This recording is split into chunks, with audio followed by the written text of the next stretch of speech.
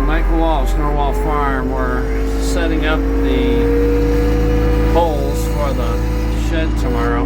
They're all in that holder there, and so we're sorting them because they're numbered, and so we'll get them sorted out according to number because there's directions for the kit. That way it saves us sorting it tomorrow. We had a lot of rain up here. We needed it. Where we filled in here is pretty good. There's a couple of what's like quicksand holes over there just beyond that little table there, so we have to be careful of that. That's where they dug out to run the wire under. So anyway, we're going to get this sorted today, and then we start shed construction tomorrow. Okay, we've got everything laid out, all sorted for tomorrow. So Copper's helping John there.